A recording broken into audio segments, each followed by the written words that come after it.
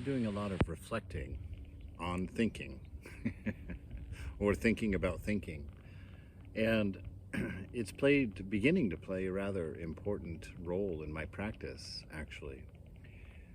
Because we're told by many of the world's scriptures that we're not the mind, that we're not the body, that we are this indwelling spirit, this divinity, this image of God, as you will.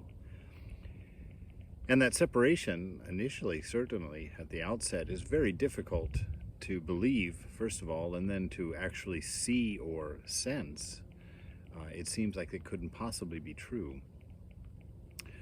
So this practice of trying to quiet the mind puts you in a perfect place for being able to observe the mind. So if you set your ideal of having a mind of no thought, just absolute silence, then when a thought arises, you can watch its effect on your whole psyche, your whole sense of being.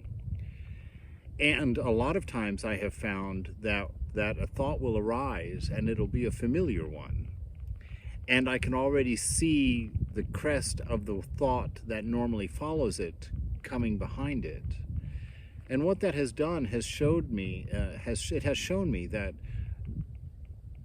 I get into these states of mind not because I'm thinking and because I am trying to go to a particular place, but that I arrive at states in mind by following habitual thinking that I have come to know as my thinking or as the result of my desire.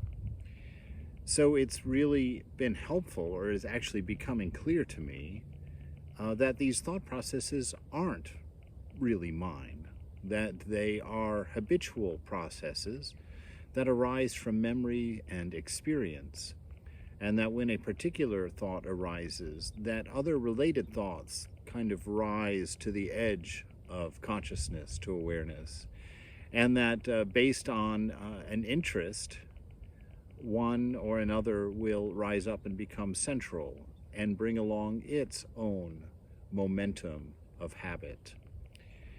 And I'm starting to understand why there's this notion of bondage, why there's this notion of slavery. Because of this, being tricked into habitual thought processes that lead us to different states of observation, states of interpretation, states and ways of seeing the world that are problematic and that are not true necessarily, and how subjective the whole process is.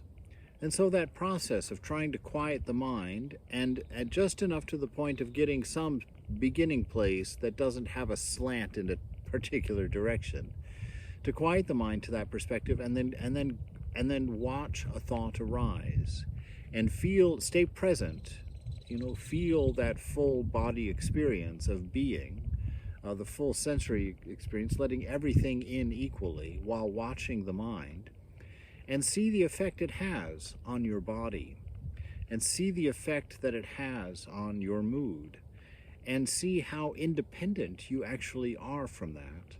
And that when you see where the thought is going, when you see the residual thoughts coming up around it, when you are in that place of being the observer, you can withdraw your attention. You can withdraw your interest from thinking or from the thoughts or even from the state that's being slowly constructed around you, as it were. And you can let go. You can return to that no mind place, that quiet place where the thinking stops. And you can get some sense of your natural being, the natural bliss of what it is to be alive, and to have access to this wonder and this beautiful divine state that is to be human.